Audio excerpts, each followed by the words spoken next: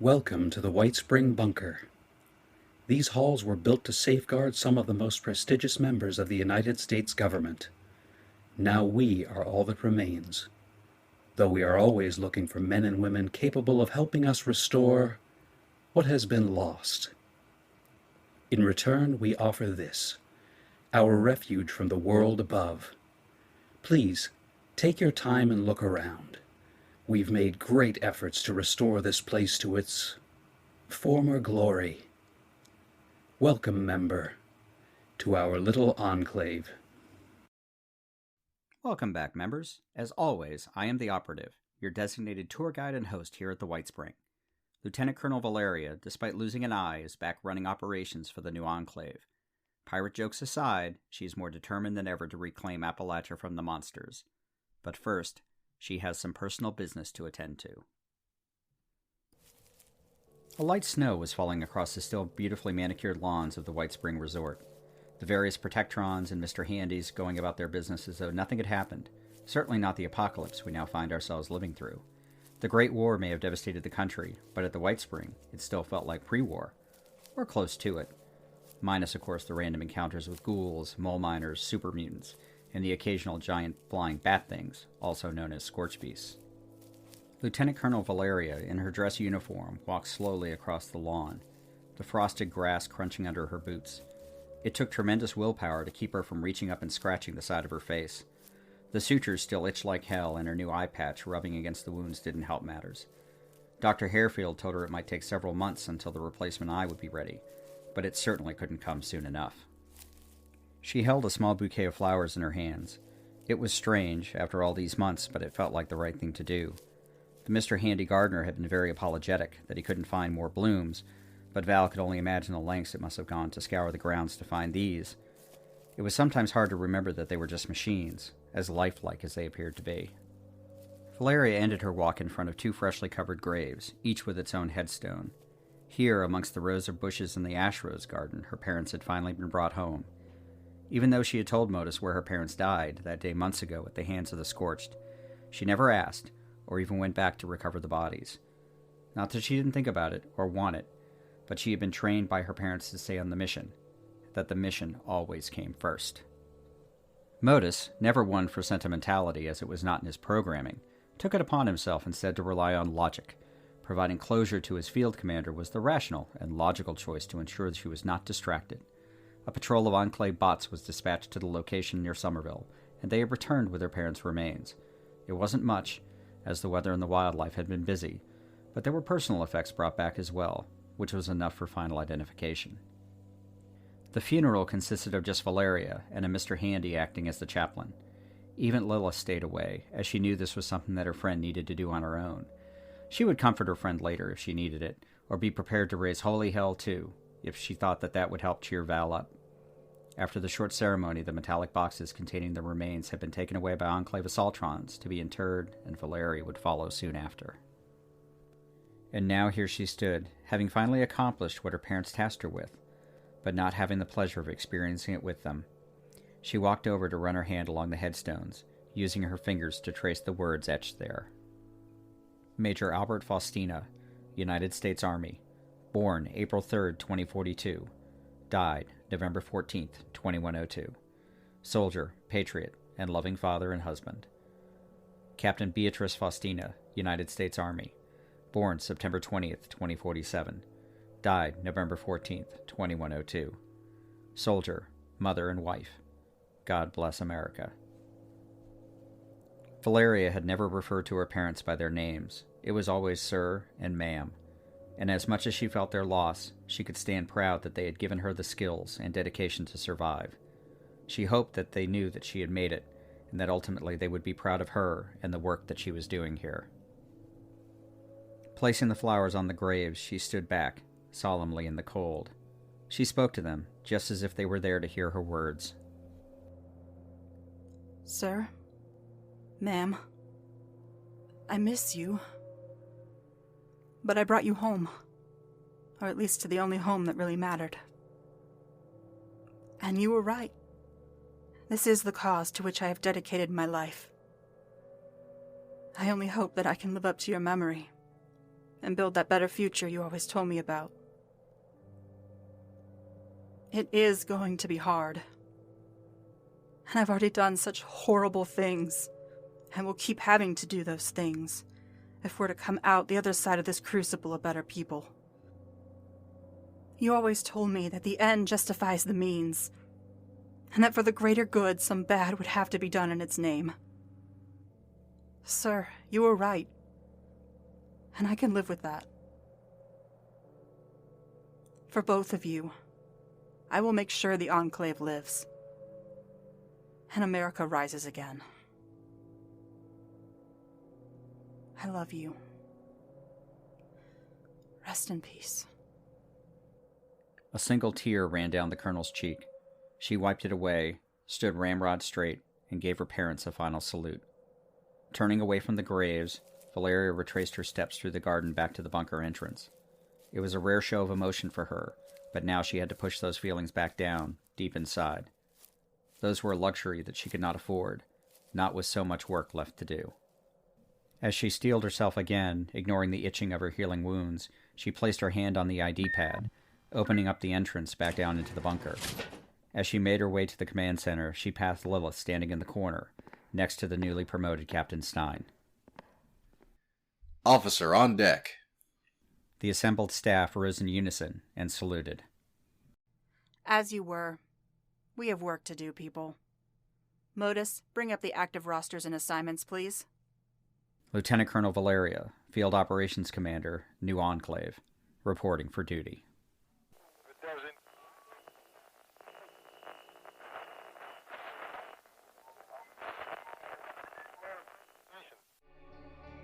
Long gone are the days where people sing about West Virginia as almost heaven. After nuclear war and disease, it's far from heaven now. Far from Heaven, a Fallout 76 story podcast, is a tale of survival, conflict, and hope set in the Fallout 76 game world. Join our survivors on their journey to reach that almost heaven once more. Available on Spotify, Apple Podcasts, Amazon, and many other great podcasting apps. Far from Heaven, a Fallout 76 story, available now.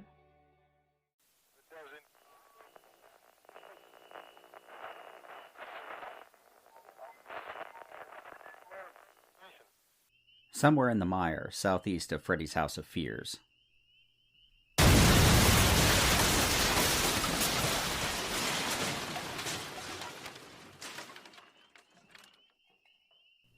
The large explosion tore a huge crater in the Appalachian roadway, sending super mutant bits and pieces for hundreds of yards in every direction. After the ground stopped shaking, Lieutenant Colonel Valeria peeked over the berm beside the roadway, looking for any sign that their quarry might have escaped the blast, but all she could see was a large smoking hole in the ground. Damn it, Lilith. Next time, try not to wake up every creature in Appalachia. I think they heard that back at the Whitesprings. And my ears might not stop ringing for a week. Major Lilith was picking small bits of super mutant off her overcoat and put a couple in her mouth, something the colonel pretended not to see. Well, Val, you know how I like to experiment a bit. Stein helped me with the concept. Thought it would be fun to see what a little mix and match would do. Who knew that a nuka quantum, fusion cores, and a mini nuke could be quite that exciting? Major Lilith was beaming, a bit like a kid in a candy store. At least that's the expression the colonel's parents used when she was growing up. Of course, the colonel had never seen a candy store, but she was sure the analogy was apt. The two Enclave officers picked themselves up and walked over to do a thorough inspection of the damage. They had been tracking a particularly large group of super mutants making their way through the mire. MODUS had first alerted them via surveillance from the Kovac Muldoon satellite, and first-hand recon identified at least 24 of the vile creatures. That many super mutants would ordinarily deserve the attention of at least a full team, but Valeria, recovered from her injuries from Atlas, had wanted to prove, both to herself and the rest of the New Enclave, that she was back. She and Lilith had spent 2 days tracking the mutants as they made their way through the mire. They seemed to be in no particular hurry, but the closer they got to the Savage Divide, the more likely it was that they'd meet up with reinforcements. Or worse, stumble on other Enclave operations in the area. Lilith had recommended that they circle around, ahead of the group, along their most likely path, and she would prepare a bit of a surprise for them. They found a bottleneck in the road, along with a path between 2 wrecked cars. Oh, this will be perfect. Colonel Valeria stood overwatch while the Major unpacked her bag of tricks. Valeria knew better than to question Lilith's expertise with explosives, because there was no one better in the Enclave, with maybe the exception of Captain Stein, when you had to make something disappear in the largest and loudest way possible. Will you please hurry up? The mire always creeps me out. I don't want to be standing out here in the open any longer than necessary. The wind was whistling through what were now called strangler vines, strange red roots that seemed to grow on, over, around, and in just about everything in this region of Appalachia. If I hurry too much, Val, it'll be us going boom and not those muties. MODUS would be so disappointed if we didn't get back in one piece. Well, mostly one piece anyways. After a few more minutes of tinkering, the Major gave the thumbs up, and they both hurried back behind the little hill overlooking the road. Within the hour, they could hear the super mutants coming down the road. They were never quiet, never subtle, and you could smell them from a mile away. Ugh. I really wish Lilith would stop fiddling with that detonator. She always seems to need to be doing something, and I'd prefer that whatever it was she was doing didn't involve getting us blown up. Colonel Valeria raised her head above the lip of the berm. The group of super mutants were slowly filing down the road. The skirmishers were out front, followed by the more heavily armed warlords in the back. She grimaced. There were even more of them than they had originally thought. It was a good thing they had decided on the indirect approach, because this many would have been a problem. A big problem, even for the two of them as heavily armed as they were. As the column reached the bottleneck, they all started to bunch up as they threaded their way between the cars. Of course, they also smashed and kicked their way through the obstacles as well, and the colonel winced, afraid that those blows would prematurely set off the explosives. 15, 16, 17. Okay, that's all of them. Blow it. Big boom.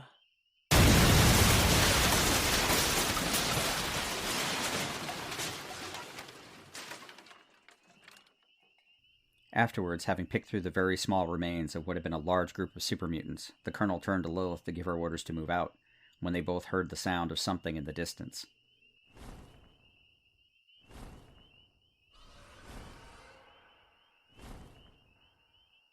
Oh, heck.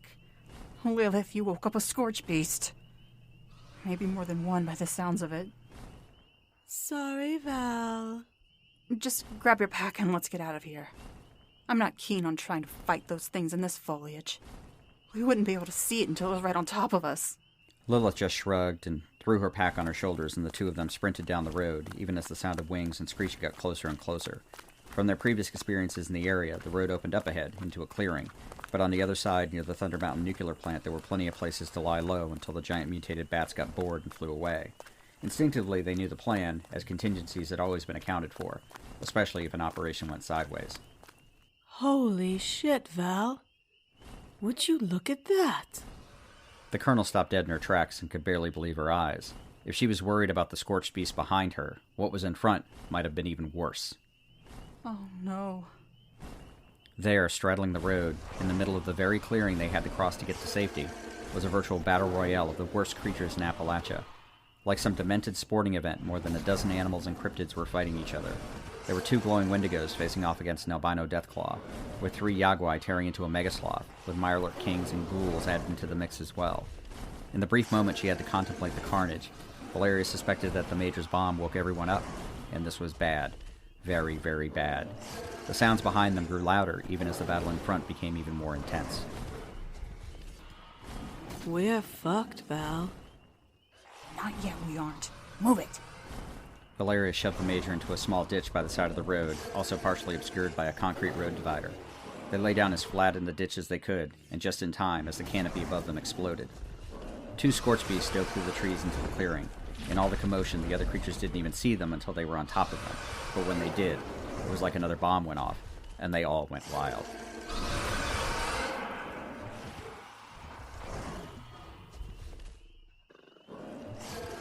Don't move. Don't make a sound. But I want to see. Lilith could barely control her desire to watch the unmitigated carnage happening above. The cacophony of sound was an assault to their ears. The screams, the howls, and the screeches seemed to go on forever, even if the total time was measured in mere minutes. A Yagwai must have been physically launched by one of the scorch beasts. As its corpse landed on top of their trench, its head nearly detached from a decapitating blow. Blood seeping from the wounds down around them and mixing with the mud to create an awful concoction. Valeria slapped Lila's hand as she reached up to grab a piece of the corpse. Don't even think about it, Lilith. You never let me have any fun, pirate lady.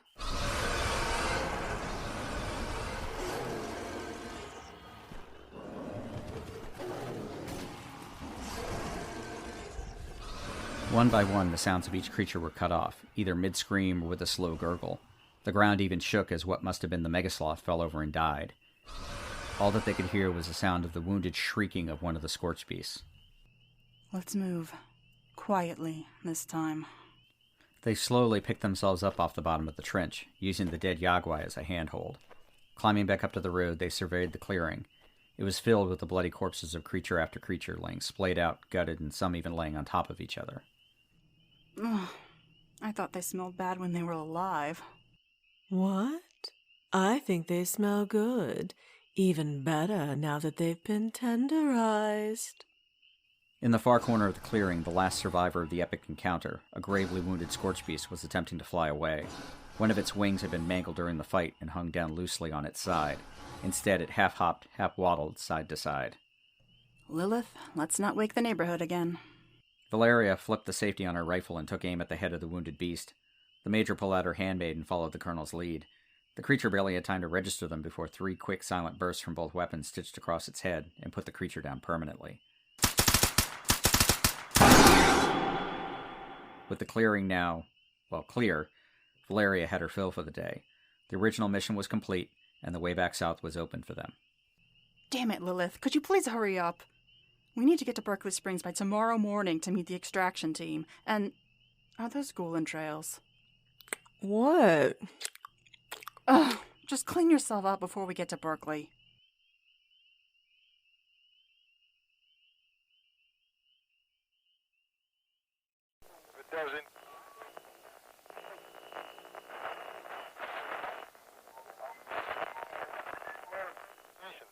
Hi, I'm Fire Writer, and I'm the host of The Pixel People, a podcast dedicated to taking a close look at our favorite characters from our favorite video games.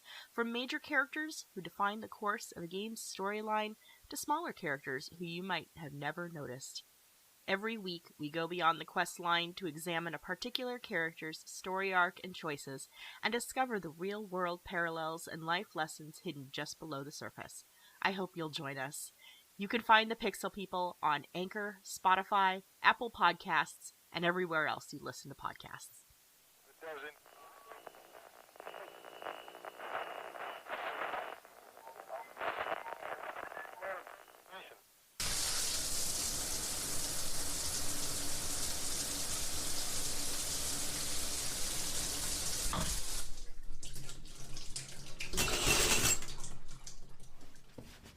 Sergeant Major Edward Mueller reluctantly turned off his shower before grabbing a towel from the nearby rack.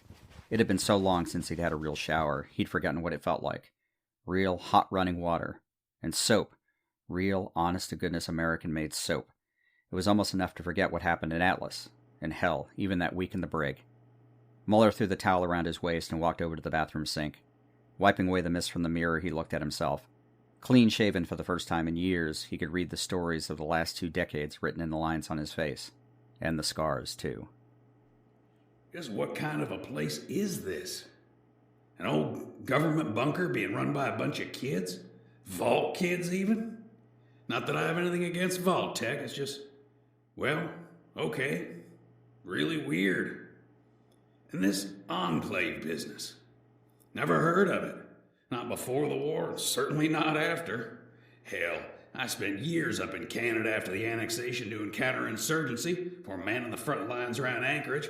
Even got a commendation from General Chase himself. Then they shipped me off to southern China. Damn, it was nice to take the fight to the commies for a change. Once I rotated out, ended up back in D.C. Colonel Santiago had requested his reassignment to her brigade. Ah, crud. Still living in the past, Mueller? Mueller finished drying off and went over to his bed. The Colonel. Damn. How the hell am I supposed to think of that kid as my commanding officer? At least she sent over a new uniform, but she did say she'd try to get logistics clean off my old ones, only for sentimental reasons. Putting on the pants and the undershirt, he left the tunic on the bed. Ah, hell. I'm not planning on going anywhere for a while. Finally told me they got my armor back from Atlas, at least.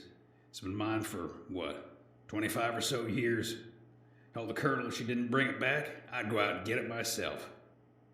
I'll be damned if I let anyone else put their mitts on my armor. Well, at least once it's back here. Hope it's not too badly damaged, but they do have one hell of a machine shop downstairs. Haven't seen that much tech since Ford Independence. That was back in '77. But those pukes in logistics had me make an appointment to get the tour and get access to the armor. Who the hell makes you schedule an appointment after the apocalypse? Not expecting any visitors.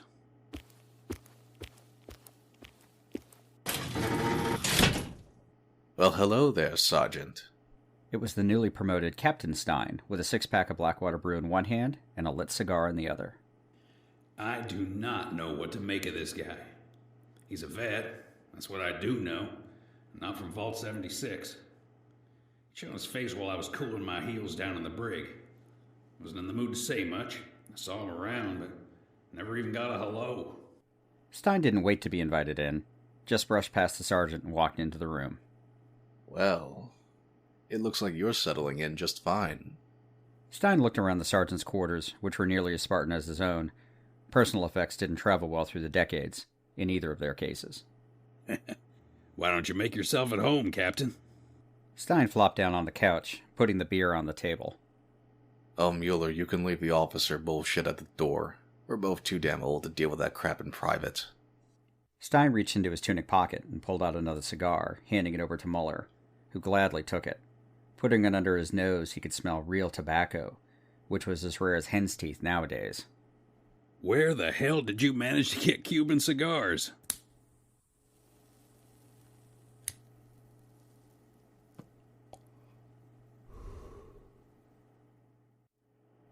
Stein flicked his gold-plated lighter and lit the end of his, taking a long drag, savoring the bitter taste before blowing a perfect smoke ring into the air. Oh, this? You'd be surprised what the bigwigs stored away around here. Not just in the bunker, but the presidential cottage up in the resort as well. They've held up pretty well for being 20-plus years old. Stein tossed over his cigar cutter and lighter, and soon the two of them were puffing away. Seeing a man enjoy a fine cigar, I figured you're all right, Sergeant. Just Mueller, like you said. We can save the official bullshit for on the job. Why don't you hand me one of those beers, too? The sergeant never figured he'd find himself smoking a real Cuban cigar and drinking a cold brew ever again. It was like he had died and gone straight to heaven. But there's always a catch, and he figured Stein wasn't here out of the kindness of his heart. This is great and all, but what do you want? Whatever do you mean? Cut the crap. I've been buttered up by folks better than you, with a hell of a lot more brass, too. What's your angle? The colonel was right again. You're one hell of an old warhorse, and you're smart, too. But she didn't send me here or anything. I'm just curious is all. I heard some of what you told the folks upstairs. Thought I should hear it for myself instead of trusting gossip. Leaning back, Mueller looked the captain up and down. He was a shrewd judge character, which is why he was still alive, and he had questions of his own, too. I'll make you a deal, Stein. Bit of give and take, if you will. See, I came to Appalachia looking for someone, and maybe, just maybe, you can fill in some gaps for me. Deal? Cocking his head to the side, Stein considered the offer. He suspected he knew what Mueller was looking for. Information that not too many people still around knew about, or needed to know. You got yourself a deal. So, what do you want to know? Santiago. It was a single word, a single name, but it had so much more meaning behind it. Colonel Santiago, commanding officer of the U.S. 2nd Brigade, stationed at Fort Independence outside of Washington, D.C. on October 23, 2077, and Sergeant Mueller's commanding officer. Ah, I figured. Stein put down his cigar and beer before leaning back on the sofa. Yeah, I knew her. Met her when she arrived here with the rest of her men. When she told us about what happened in D.C., we just couldn't even imagine. What happened to her? What the hell happened here? But the truth is, because of President Chucklefuck's Thomas Eckhart to his friends, if the man had any, got everyone here killed, including my wife and child. A lot of bad stuff happened here. Experiments the likes of which you probably wouldn't even believe if it wasn't a science fiction feature. Plus Eckhart decided the war with China wasn't quite over yet. Wanted us to get the silos working just to nuke the place. Santiago, she went with the program for a while. But in the end, she tried to put a stop to it. Hell, I probably would have done things differently if I had the choice again. But, as I learned long ago, the world doesn't run on what-ifs. Neither should we. I'm sorry, but not one of them deserved what happened. Well, almost no one. Well, shit. Guess if I'd followed her, I wouldn't be sitting here now either. I'll spare you the gory details, though maybe if you get us really drunk, I'll tell you anyway. But what about you? Time to cough up your end of the deal. We all saw DC get hit. Hell, Colonel thought it was another drill when the sirens went off. She tried to raise command, even called the White House. It was like they all left town. The brigade hunkered down till it was over. Then things got worse. Besides all the dead, so many refugees and survivors. We tried to help, but there was no chain of command. Nobody in charge. And it turned into a free-for-all. Made some real hard choices back then. At least we still had our power armor, which kept the worst troublemakers away. Santiago just got mad. She wanted to do something. Anything. She lost her family, like a lot of us. Then we got word of some government out here in Appalachia. So she ordered us to up and get on the road. Well, that didn't sit right with me and the rest of the battalion. We thought we could still help, you know? Be a force for good and all. So we had a sit-down with her. We weren't trying to disobey orders or anything, but we voted and told her we were going to stay. She and I went way back. Fought together more than a few times. Saved her ass just as she saved mine.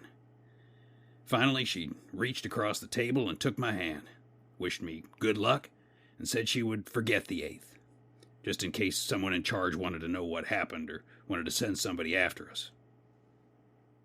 Last I saw of her was the rest of the brigade heading down the old interstate. The 8th, well, we did what we could for as long as we could. Never got better. Only degrees of worse. Lost Captain Taylor about 10 years ago, leaving me in charge of what was left.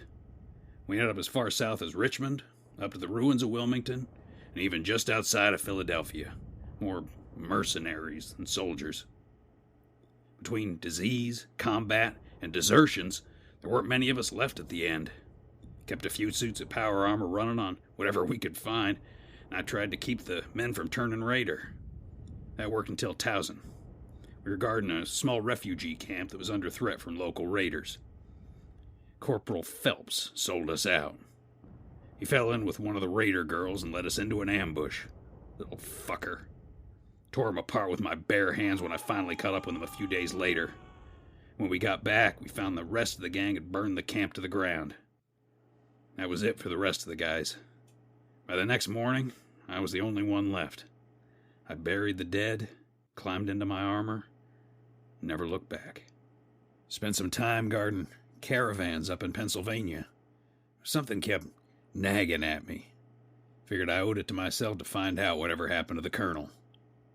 Didn't quite make up my mind until we ran across some very scared refugees near Scranton, talking about flying demons and some kind of weird disease, all coming out of Appalachia. Figured I was just about at the end of my rope anyway, so I walked out into the mountains. Never, ever expected I'd end up here. Damn. That's... Hell, man. That's something else. But there's something I don't understand. Why Atlas? How the hell did you end up running into us? Oh, that? Well, You could see the place from miles away. I was running low on fusion cores, and it looked like a decent enough place to find some. And fuck all if I don't run into what looked like a demon.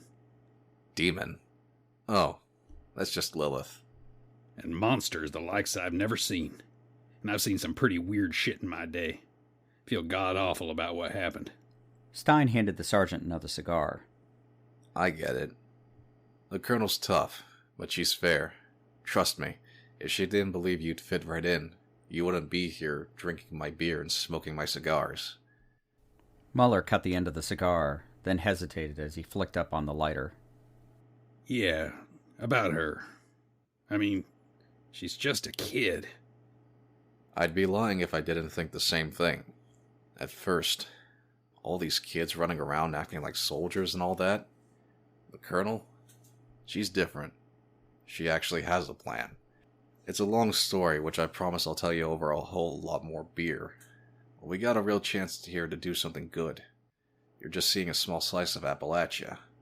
There are things out there a hell of a lot worse than what was living in Atlas. Damn.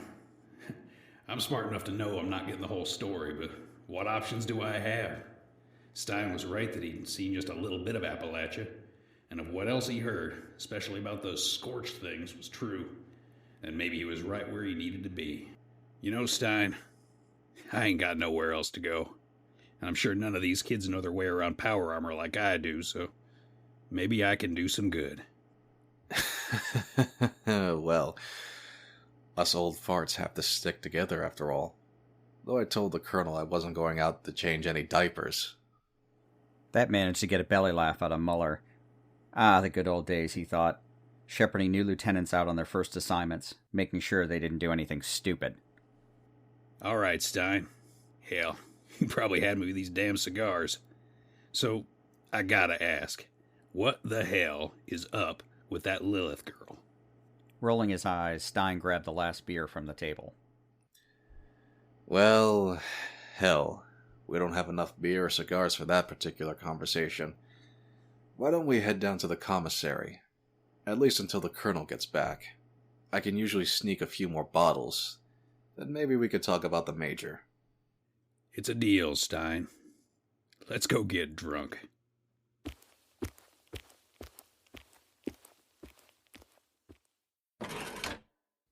MODUS switched off the internal feed to Sergeant Mueller's quarters. Other recording devices would keep tabs on the two, but he had what he required. The Colonel correctly anticipated that Stein would attempt to bond with the Sergeant, securing his unique skills for their little enclave.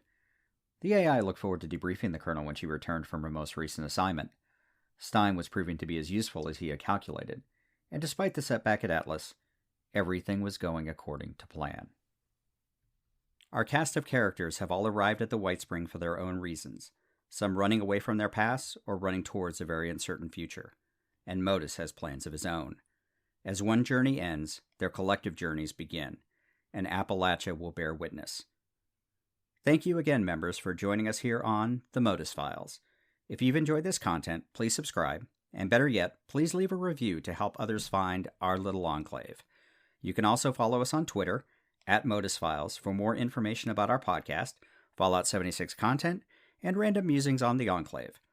I'd also like to thank our cast, Mandy Marie B. as Lieutenant Colonel Valeria, Lucy Middleton as Major Lilith, Exo-1 King as Sergeant Stein, and Brad Williams as the voice of MODUS, and Sergeant Mueller. We'd also like to thank the Mr. Jones Show for providing our podcast cover art. You can find him on Twitter @BlankenMedia.